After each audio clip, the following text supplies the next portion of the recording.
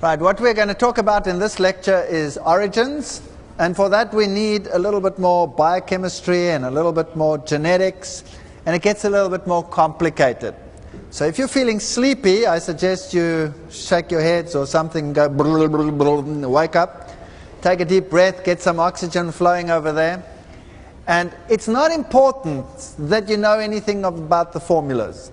It's not important whether you understand the genetics or anything like that. I'm going to try and bring it right down to the level where everybody will get something. So just relax, get the basic principles of it, and if you get the basic principles, that's enough.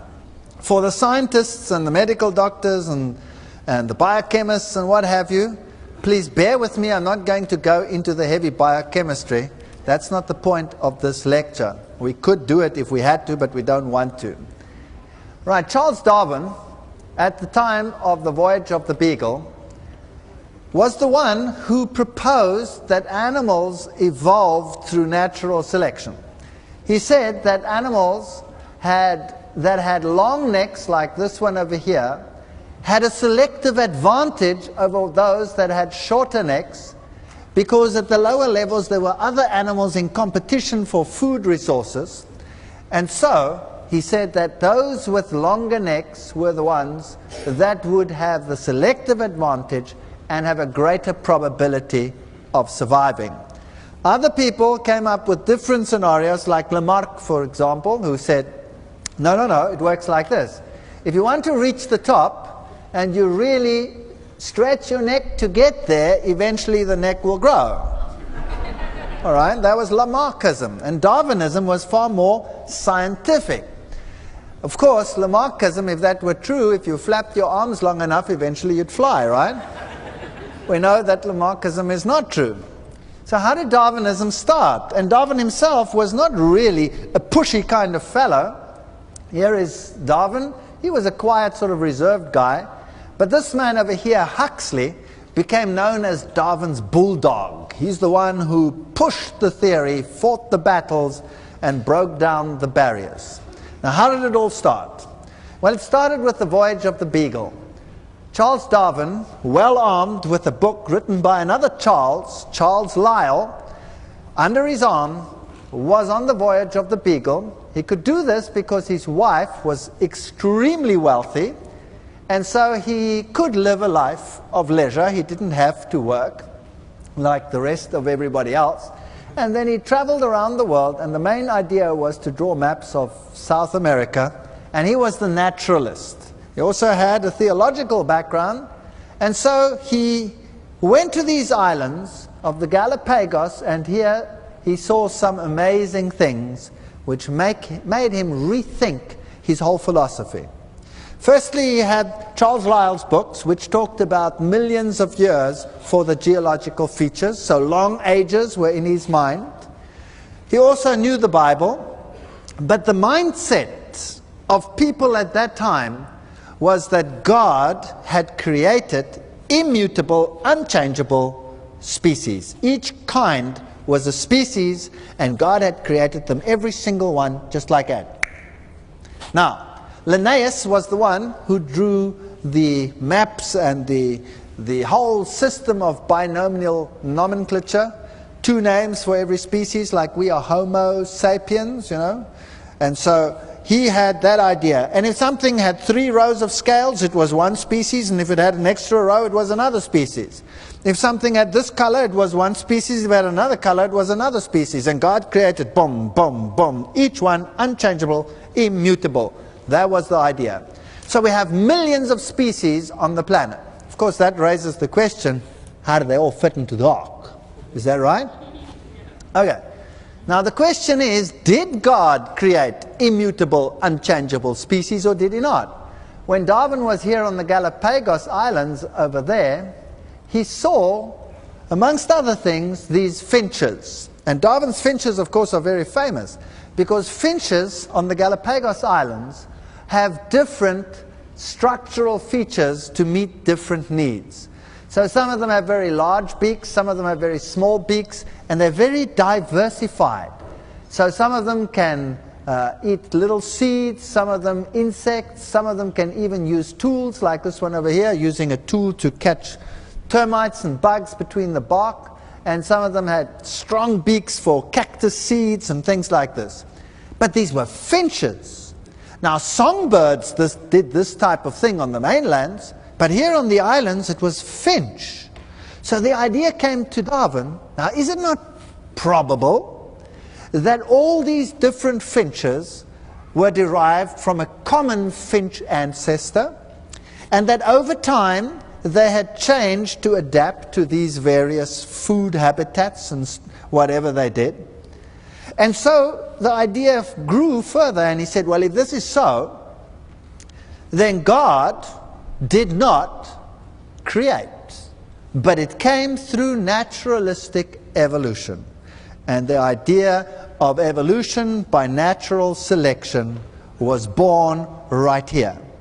Now remember, he did know nothing. He knew nothing about genetics. Nothing. Gregor Mendel had actually done his work already, his pioneering work, but it was hidden in the dust of some monastery. Nobody knew about genetics. So all he had was anatomy. Does that make sense to you? He didn't know anything about genetics. And so when he said, did God create this? He couldn't have, because they must have come from a common ancestor. He threw creation out and evolution took its place. The question he should have asked himself is, did God really create immutable, unchangeable species? Let's go into that into some detail. We know that science says life began on this planet in the early times by various gases, reducing atmospheres coming into existence around our planet. And if you pass sparks through that, you get various organic materials that you can trap. And that's how the organic matter arose on this planet. Trouble is that you would have to have all the conditions just right for those molecules to form. And they get destroyed the minute they are formed, the split second they are formed. So you have to remove them from the atmosphere. Major problem. Also, the present atmosphere, if you look down there, has oxygen in it. So it is it's not a reducing atmosphere, it's an oxidizing atmosphere. And those molecules for life would never be able to be formed. And if you look at the primitive Earth, as they say, what it looked like, you will see that it has water. If it has water, we know that water will be struck by cosmic rays if there is no ozone layer. If there was no oxygen, like they say, then there was no ozone. If there was no ozone, then the water would be struck by these cosmic radiation, and it would split into oxygen and hydrogen. So if you have water, you always have oxygen. So you can never have an atmosphere like that without oxygen. So you run into major, major problems how life came into existence. If you take the amino acids in our system, in our body that we need, all living organisms need amino acids, they have nitrogen in them. Now where do they get the nitrogen from? Now they have to get it from ammonia out of the atmosphere. If you take these structures which are in our DNA, they also have nitrogen in them, but for ring structures like that to form, all the nitrogen has to be changed to hydrogen cyanide. Wow! So now you have no nitrogen up there, you have everything in cyanide form. For the amino acids, you need everything as ammonia. If you want the sugars to form, like you have in DNA, for example, you cannot get them if there is ammonia in the atmosphere. Big problem. You need totally different conditions for everything to form. So the probability of it happening is so remote as for all intents and purposes to be non-existent. To get the molecules, even if they could form, to form macromolecules, to join up, tip, tip, tip, tip, tip, and to make the strings that we have in our DNA or in our proteins, the probability is infinitesimally small. It has never been demonstrated because you need enzymes to do this. So how do you get an enzyme to form if you don't have an enzyme to do what you want the enzyme to do in the first place? You get my drift? So let's talk probabilities. Let us assume that you have a bomb which is placed under a huge stack of wood and you have an explosion and it goes boom, what is the probability that the splinters will fall down and form a perfect little house? With functioning windows and doors and everything just immaculate. What is the probability? Well, it's extremely remote. Would you agree? All right. But if you look at science, let's say the probability is 1 to the number of particles in the entire universe. How many atoms in your fingertip? Billions, right? Zillions, billions and billions and billions and billions and zillions. So how many atoms in this room? How many atoms in the entire universe? Wow! How many, not even atoms, particles, protons, hadrons, quarks, neutrons, electrons in the entire universe? Every galaxy, every gas cloud, every planet, every single thing in the entire universe. How many of those particles? I'll tell you, 10 to the power of 80. Doesn't look very big, right? It's a massive figure. The probability of the molecules coming into existence, the probability of the molecules forming life is far greater than even that. So we're not talking boom, little house. We're talking boom, New York City.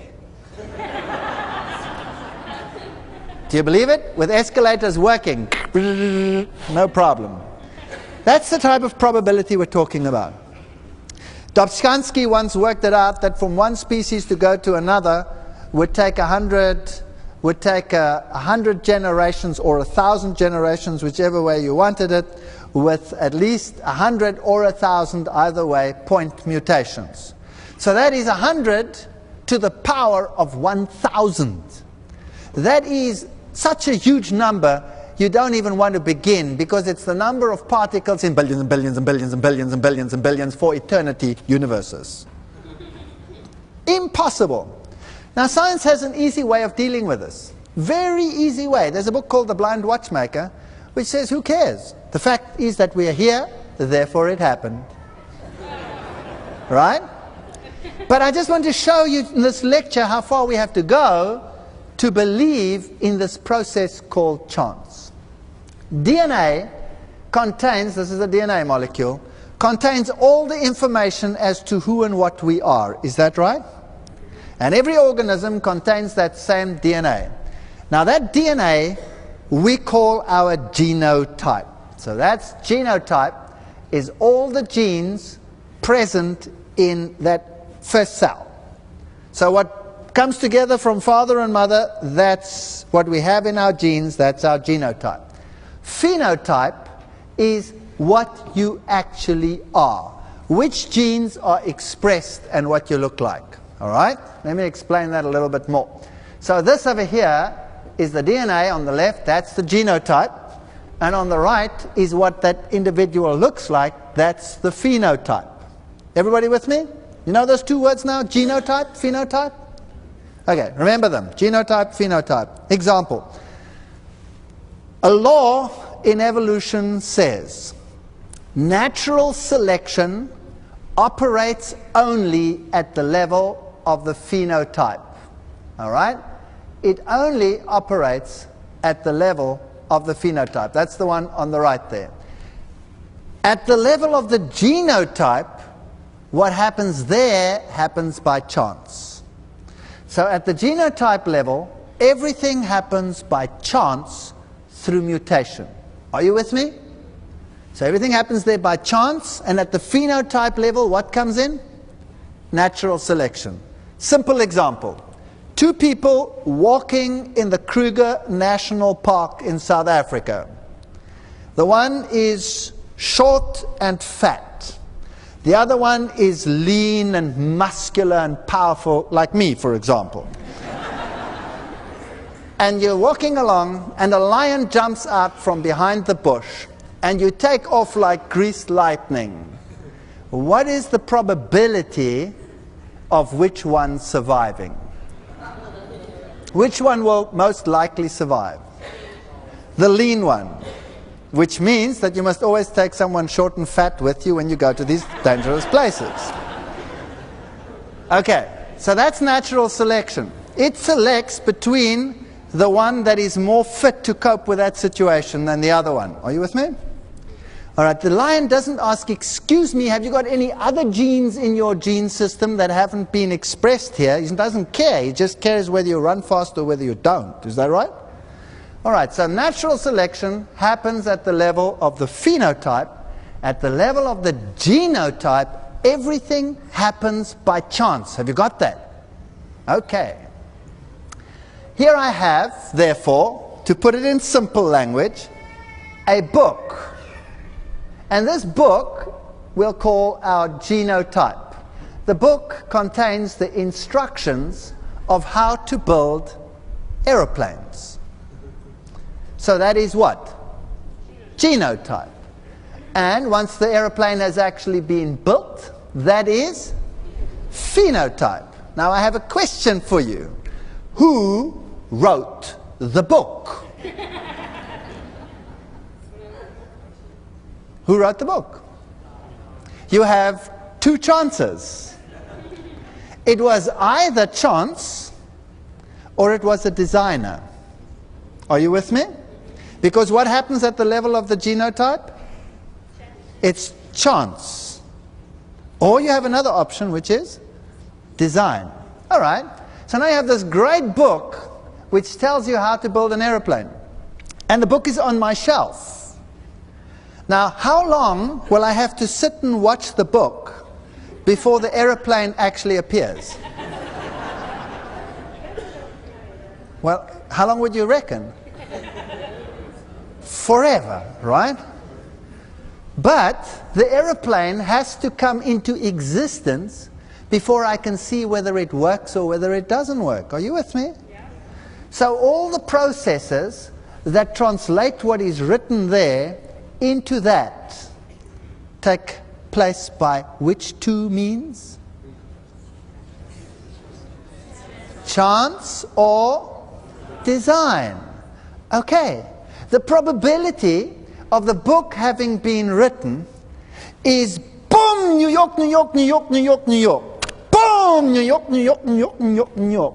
Over and over and over again. For every single gene, I have to assume that this was chance. The mechanisms to make it, also chance. So if we take that to the cellular level, our DNA is so complicated in the way that it is read. I will leave that one. The way in which we take the information of there to the factory, the ribosomes which make the product, the protein, all of it had to come about by chance, because the final fellow must be there before I know whether he works or that he doesn't work. So now let's say I've written the book and I want to make some changes to the book. Any change that I write in the book, how does it have to come about? By chance, through mutation. All right? So any modification in that genotype to bring about any change in the phenotype must come about by chance. So people will say, well, all these things are mutations, like a lighter animal or a darker animal or a this animal or a that animal. Let's have a look at mutations. You get various types of mutations. Simple one, as an example, would be a point mutation, where you take one of the letters in DNA and replace it. So you have DNA is a triplet code. We have how many letters in our alphabet? 26 letters. And we can use them individually. DNA has only 4 letters, and it uses them in groups of 3.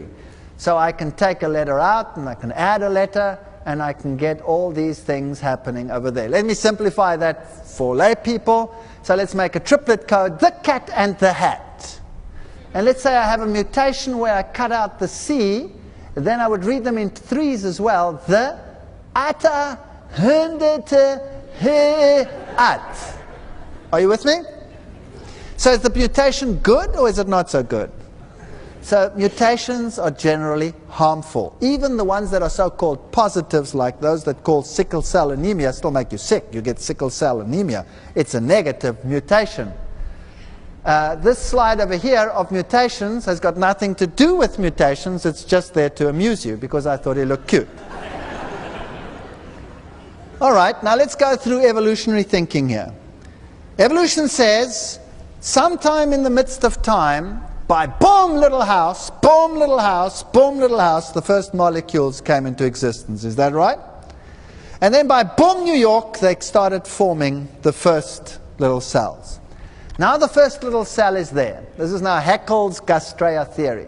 So there's your first little cell. And it has DNA, simple DNA, that says, you look like this.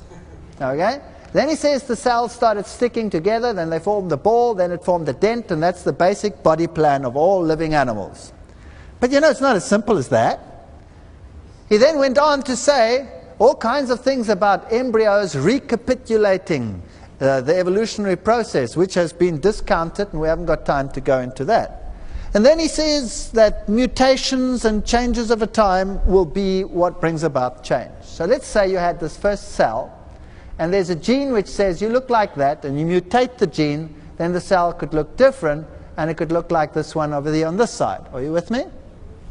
Okay, but that's not what we want. What's the difference between me and an amoeba? Well, I hope you see a difference. The difference is simply this. That's a unicellular creature. It's not a multicellular creature. What am I? I'm multicellular. I've got lots of cells. Do I have more DNA requirements than an amoeba? Yes or no? Of course. Now let's take a simple example. There's a muscle cell and there's a nerve cell. Does an amoeba have a muscle cell and a nerve cell? No, it's just a blob cell, right? Doesn't have a muscle cell, doesn't have a nerve cell. When I get more complicated and I start getting multicellular and I get specialization of cells, how do I get the cells in here to be nerve cells and the cells in here to be muscle cells? Well, you see, what happens is every single cell in my body has all the DNA it takes to be any other cell. Is that right? When I start off with the simple germ cell, the unification of the male and the female germ cell, that cell has all the genes for every cell. So the genes which say nerve cell are switched on in here, and they're switched off in here. Are you with me? Okay, let's think about that. So let's say there must be, if there's a muscle cell, there must be a whole host of them, but let's make it very simple. Let's say a gene which says, hello there, you're a muscle cell. Is that right? Are you with me? And there must be a gene which also says, hello there, you are a nerve cell. Did the amoeba, the first creature, have that gene? So I have a question for you. Where does this extra gene now that the original one didn't have and didn't need, where does it come from? You have two choices. It had to come about by chance. Now, for one gene to come about by chance, even let's say it makes a protein that has 300 amino acids, there are 4 letters in it, so it's 4 to the power of 300. That's about 10 to the power of 127. That is, boom, Challenger rocket. Ready to take off, fully loaded, to the moon with a satellite on it in functional condition. That is the probability. Now, I have no problem if you want to believe that, but you could also believe in a designer, isn't that right? Because what's happening here is at the level of the genotype. Does natural selection work there, yes or no? No, it has to be by chance. But that's not enough. Hello there. If I want the gene in there to be activated, which says nerve cell, and I want this powerful muscle that you see over here activated over here, which says muscle cell, and I want the one that says nerve cell switched off, if I have 2 sets of lights, one there and one there, I want those lights on, those lights off. What must I have in the back? A switch. How many switches? 2. All right, so I need a switch. I need a switching gene. We call them promoter systems. They're far more complicated than this. Hello, you're switched on, you're switched off. Hello there, you're switched on, you're switched off. The original cell that didn't have the 2 cells, did it have to have the switch? Where does the switch come from? You have 2 choices. Boom, little house, or design. One of the 2. That's your choice. So can you see that as you get more and more complicated, you need one enormous amount of faith. You have to believe that an explosion going through a junkyard will really assemble a jumbo 707. You have to believe it. Or you have to believe in a design. That's what it really looks like at the gene level. Not enough. What's the point of having a nerve cell up here and a muscle cell over here if they don't work together? Mustn't I be able to say, arm, lift yourself up, boom? Yes or no? All right. So I need a gene, structural genes up there, which say, you are a nerve cell, you are a muscle cell. I need two promoters, that's the switches. You're switched on, you're switched off. I need genes controlling the physiology, how to develop so that the one grows and works properly. I need genes controlling the embryology, that they work together. Where do all these extra genes come from? You have two choices. Chance or design. Now, let us say we're actually making something. Natural selection normally cuts off the extremes. Now, for selection to take place, I must have how many things to choose from? At least two. What's the point of having a selection if there's only one object to choose from? Are you with me on this? If I want to go and vote for a political party, as I've said before, and there's only one party standing, is there any point in going to vote? No, you need two. So, in order for natural selection to start working, you actually have to have two products there, two aeroplanes. Now I can ask the question, which one of these two aeroplanes flies best? Are you with me? All right. So, did natural selection make anything? No, didn't make anything.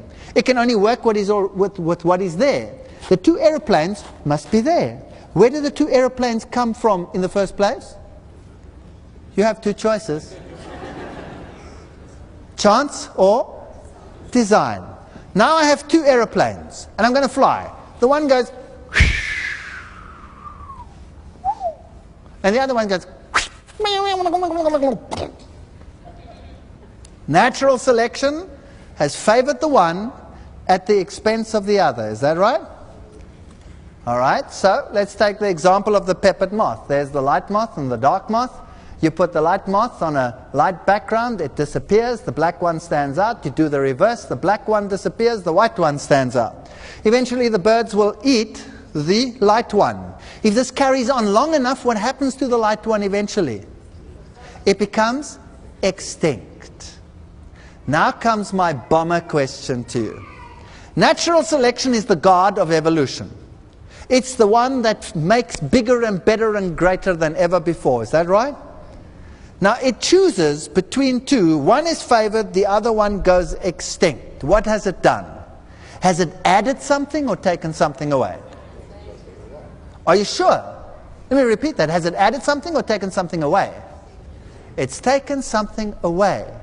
How can a mechanism that makes less and less end up having created more and more? Does it make any sense? It doesn't make any sense. So if you look at the fossil record, there was far more there in the past than there is at present. Is that right? And are we losing species every single day? Yes or no? So natural selection is doing such a good job that soon there'll be nothing left. It's not a good way of getting more and more. So we see that in the past, like these trees, there were far more variants than there are today. So where does everything come from? It comes from chance or design. That's your object. That's it. You have to choose that. So let's take the dog. The Great Dane, from the Papillon down to the Chihuahua, this shape, that shape, this shape, that shape, all the body shapes, all the colors of the wild dogs, all these ear shapes. We know this is one species. We have Afro-style hair, we have white hair. If you take the Afghan, we have blonde hair. We have every hair color, we have every hair type, we have all these things, and it's wild type wolf. We know that, it's one species. So all the genes that make all this variety, where do those genes come from? You have two choices. It's genotype. Chance or design. That's it. So every single allele that we have, all this variety that we have, it's chance or design. These snails over here, every single one of them was classified as a different species in the past. Today we know they're one species, just different genes expressed at different times. Butterflies come with different shapes and sizes and colors and different seasons. Same species, different genes activated. Where did those genes come from? So you can have one butterfly of the same kind, looking like this one season and like that one season. Where they come from? Boom, little house or design. That's your probability. This creature over there, this pigeon, built-in variety is massive to small, dark to light, strange to weird, all shapes and sizes, built-in variety. This beetle, black to white to large to small. This beetle, black to white to large to small, one species, the quagga. Today, we know that this quagga, which is an extinct animal, is actually not extinct at all. They found a pelt in the museum, and they found some blood vessels, sent it to the United States, did DNA analysis, and they found that the DNA is identical to the plains zebra living today. So they started a breeding program, and they're breeding the quagga back. Was it extinct, yes or no? No. It just was a different gene expression. If you take this ladybird, it's black in the spring, and it's got the red and white and the red and black structure in the fall. Two species or one species? One species, different sets of genes. All of these are one kind. If you take the pocket mouse, white in a snowy background, dark on a rock background. Genes that oscillate from white rabbit in the winter to dark rabbit in the summer. Different expressions of the genetic potential in that animal. Also mountain lizards to coastal lizards, all these changes. We're dealing with genes. Boom, little house, boom, little house, boom, little house, or design. That's your choice. Anything that changes the genotype to give more variety must also come about by chance. And the process that is used is fertilization. So there we have it. Fertilization. Two creatures producing offspring by mixing their genes. Now I want you to think about it. Just shake your heads. Wake up. Are you awake? All right, think. Natural selection works on what is there. Is that right? The babies have to be there. The children have to be running around. Question. Reproduction increases the variety. But natural selection only works once the babies of this process have been produced. So how did sexual reproduction, which just mixes genes, that's like rewriting the book a little bit, how did it come into existence? You have two choices. Chance or design. Now it's getting really phenomenally amazing. To run this by you, we have 46 chromosomes, is that right? 23 are from dad, 23 are from mom. They go and lie in homologous pairs like that. And during meiosis, the one can go this one, the other one can go that one, or the other way around. We call that random sorting. Just from that, I can get 2 to the power of 23 times 2 to the power of 23. That's 80 trillion different offspring. Can you imagine that? I can produce 80 trillion different children just from that process. Wow. Now, that's not enough. I can split them up like this into chromatids, and then they actually swap material. Now, this is all happening at the level of the what? Genotype. All right, now what happens here? So I can take a little bit of dad, and I can swap it with a little bit of mom, and I can switch them over. So this one over here is then all dad, dad mom, mom dad, mom. And I can start jumbling the genes, and I can do it all over the chromosomes so that it looks like this. And by the way, this works like a precision machine. It is mind-bogglingly complicated. There are enzymes which twist the molecule. There are enzymes which run along it, which cut it in exactly the right space so that when you cross the genes over, you don't make a mistake. You cut one letter too far, the next gene reads... It's So it's got to be precise, boom, clockwork. Otherwise you're going to have jumbled up kids, I'll tell you that. They wouldn't know whether they're Arthur or Martha. And all this mechanism, this complex mechanism, does nothing but increase the variety. How did it come into existence? Chance or design? Now let me tell you something. If you thought sending a man to the moon was a great feat, this is 10 million billion times more complicated than anything like that. If I had to tell you that rocket that took the people to the moon successfully, and the one that landed, plus all the stuff that went along with it, wow, that came about by chance, they'd lock me up. But this is more complicated than that, and there may not be one mistake, or else each one of you would have been a cabbage. And yet we must believe it came about by chance. You're welcome to believe it. I have no problem with it. But I just wanted you to realize what you're dealing with. So here we have a cave fish. Can you see that it doesn't have eyes? It's a new species. It doesn't have eyes. Let me tell you something. I think it has the genes for eyes, but being a cave fish, it doesn't need them. So the genes are what?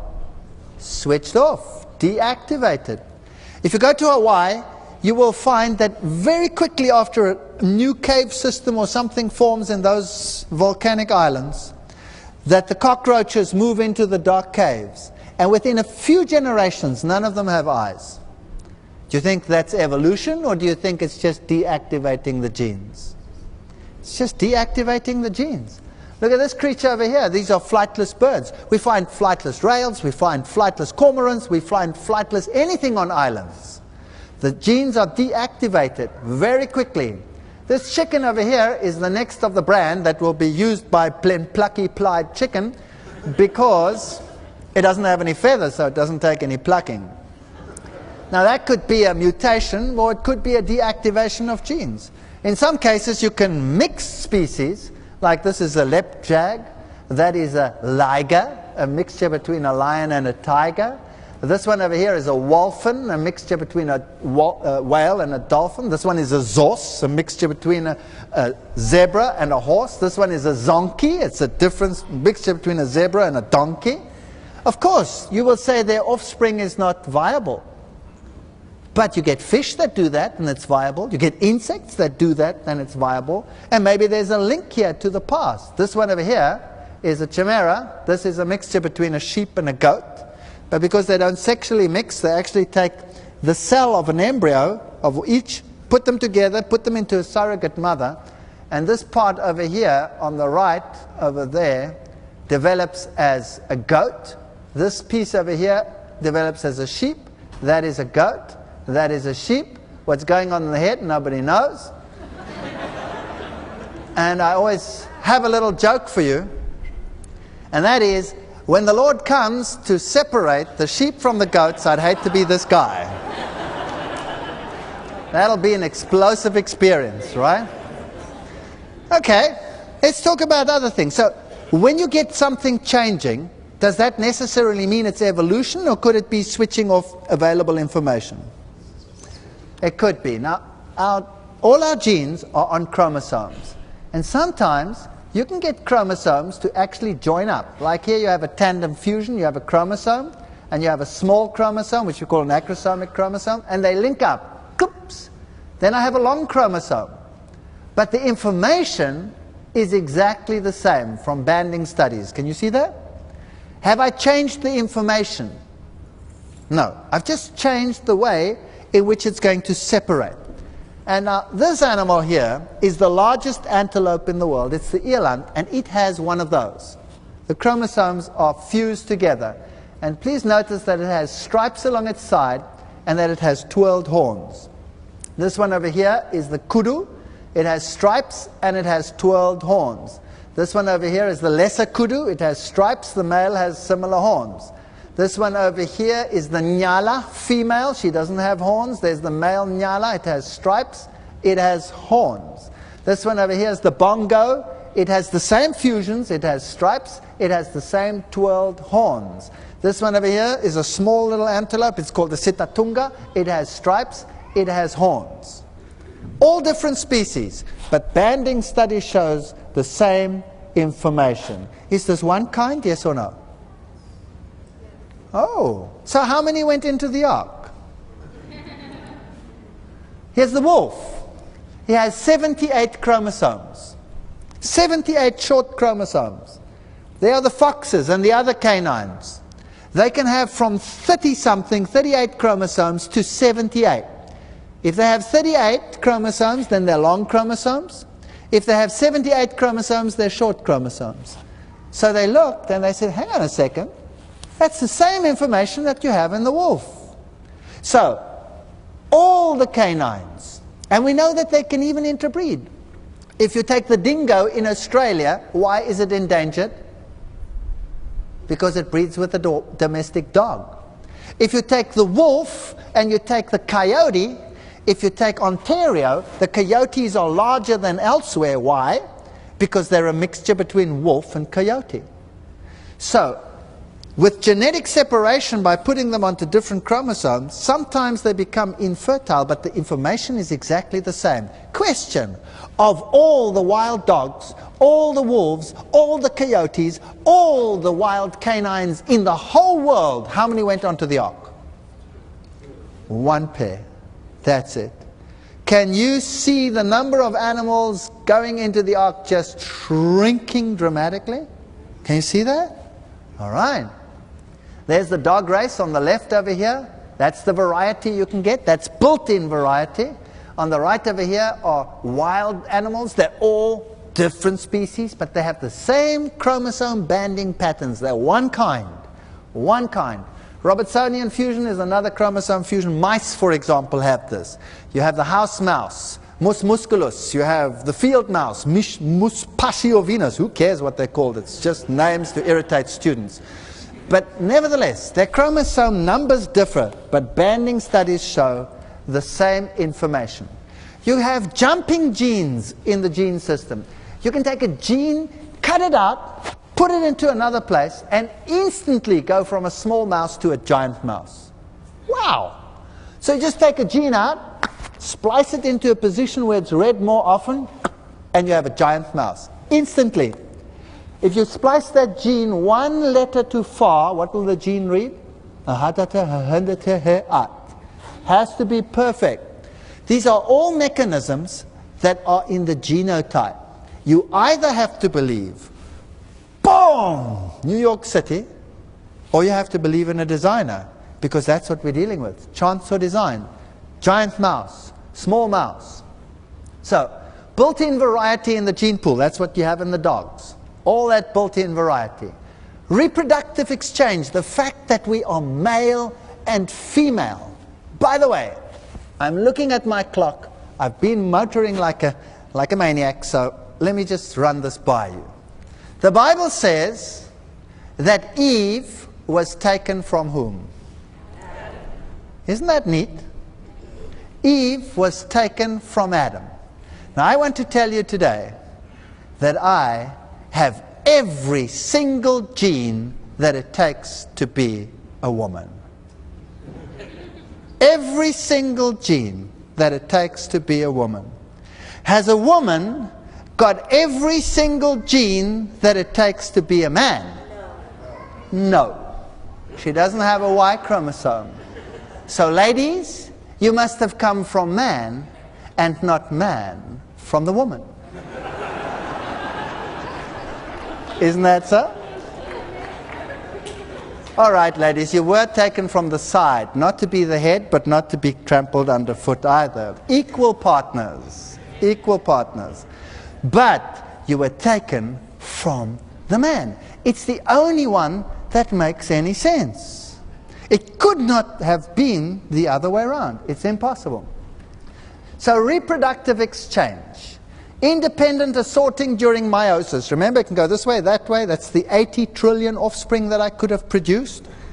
And then I have crossing over during meiosis, such a complex mechanism that scientists are still boggled with how it works. It is so beautiful, the mechanism. It is so complicated. You cannot even believe it. Do you know what? You first have to unwind the DNA. Then you have to get an enzyme to cut the one strand. And then you have to get an enzyme to cut the other strand. Then you have to cross-link them. To do that, you have to turn it round. You have enzymes releasing the tension. You have enzymes touching to either side of the DNA, and the DNA unwinds. Have you tried that? If I have a piece of string, two strings wrapped around each other, you take the one side and I take the other side, and you start unwinding. What happens in the middle? The knot gets tighter and tighter, right? That's what DNA does. That's what DNA does. Yet every time you replicate, you have to actually relieve that tension. Wow, how do you do that?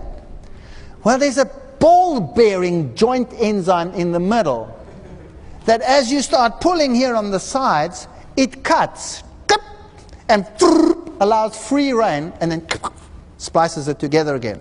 Then as you pull some more, it goes carries on like a... It is such a complicated mechanism. And then you have enzymes running up and down. The one is adding at thousands of nucleotides per second, not making a mistake. A to T, A to T, A to T, G to C, G to C, C to G, and at a tremendous speed. I've got millions of genes. The job has to be finished within a few minutes when the cell divides. Not one mistake. Then I've got a whole host of enzymes coming afterwards called editase. Nice name, editors, going tick, tick, tick, tick, tick, tick, tick, tick, tick. Checking, are there any spelling mistakes in this? Because we'd hate you to be cabbages once you come out, right? No spelling mistakes. And you must now believe that that came about by chance. It's your only choice because it's genotype. I want to tell you that every single one of those mechanisms is more complicated than what man has ever devised with all his ingenuity. And yet it came about by chance. So let's go to these creatures. Look at all these different ones. Do you have a problem with those birds looking all different after this lecture? No. But if you look at the human race, we say, where did this all come from? Well, look at them. Those are the women of the world, and I'm showing them to you first because, let's face it, they are far more attractive than the males. But I'd like you to note, please, that in the animal world, the male is the beautiful of the species. Any bird, you just look at the hummingbird or any creature, the male is the star. But in women, I guess it's just a little bit different. But she came out of whom? All right, they are the men. They might all look different, handsome as they are. There are some couples, and there are some kids. Now, kids are great to work with, because if you look at them, they're all cute, aren't they? No matter what race, what tribe, what nation they come from, they're all cute. So let's have a quick glimpse at this issue. Adam and Eve, they must have had the built-in variety for everything that we have on the planet today. Is that right? Yeah. So I would reckon they weren't snowy white, and they weren't totally black. They were something in between. And the capacity to get all of that was built in.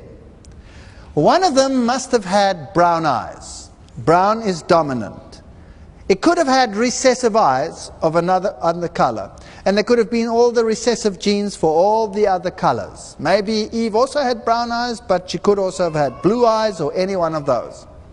Today, if one parent is brown-eyed and the other one is blue-eyed, then you can have any combination provided that the father has recessive blue. All right? If both parents have blue eyes, that means they have the recessive gene only. If their child then has brown eyes, it means that the father is the postman. Okay? So Adam and Eve had every single gene it takes to make all the races of man. And had all the possible trays to make all the different races. Darwin comes along and he says, no, survival of the fittest. The persecutions and the racism that we have in the world, some of it directly linked back, like the Aborigines in Australia, were hunted because of Darwinian concepts. Darwinism lays the foundation for racism. God, as we see, is a lover of variety. So much built-in variety. If you look at the fruits of the world, if you look at, that's another question in itself. Fruit. It has every single nutrient that we need. But the plant doesn't need it for its seed. The seed is enough. So what's the fruit for? Is a banana a good way to propagate seed? It doesn't even need it. But it's got everything that you and I need. This is all evidence of creation. This is evidence for design. And you have these two great choices that we have to make in our life today. So here you have a fruit fly. This has been bombarded with more technology and evolutionary processes than anything else. You'll see there are fruit flies with brown eyes, with red eyes, with white eyes, with one body, with two bodies, with one wing pair, with two pairs, with no pairs, with short wings, with long wings, but it's always fruit flies. How many tunes can I play on a piano? Unlimited tunes, but it's always piano music. How many tunes can I play on a violin? Unlimited number of tunes, but it's always violin music. That's how it works. God built in mechanisms for variety. So if Darwin, having traveled to the Galapagos Islands, had known that God built in variety, different alleles, God increases variety enormously through all the processes that we've gone through, would he have had a problem with his finches, yes or no? No. He would have said, wow, they had the capacity to change and produce all of this, just like we can produce the Chihuahua and the Great Dane out of the wolf. What a wonderful creator. Would we have had racism today on this planet had we known that God created variety for the enjoyment of all? If you go to Africa, and the African people are, how shall I put this? The African people are event-orientated. We will meet and the party starts when we are all there. The German people in the world are what? Time-orientated. The party will start at 8 o'clock precisely, yeah? At 8:05, the guests are not there. The wife has a nervous breakdown. At 8:10, they're in the loony bin. Have you ever been to Germany? In Italy, if the party starts at 8 o'clock and the guests are not there, if the guests arrive at 8 o'clock, the wife has a nervous breakdown because they shouldn't have been there for another 2 hours, right? In Africa, the party starts maybe the next day, depends whether everybody's got there or not. And when it does start, it doesn't stop. So where would you like to go for a relaxing holiday? Germany or Africa? You know, the different mindsets are just different. And if we know that God is a lover of variety, then we can experience the beauty of different flowers, the different aspects of our lives, different ways of thinking. Can you imagine two lovers, both nuclear physicists, and two lovers, both lovers of classical music, coming together on their first date? Can you imagine how different that experience will be? Totally different, but it can be totally beautiful, right? I mean, there's lots of beauty in the atom and physics, and there's lots of beauty in notes and things like that. Let us become appreciators of the variety that God has given this planet. And the choice you can make tonight is, remember this, either we have a designer God, or we have a bum little house. Choose ye this day. Thank you.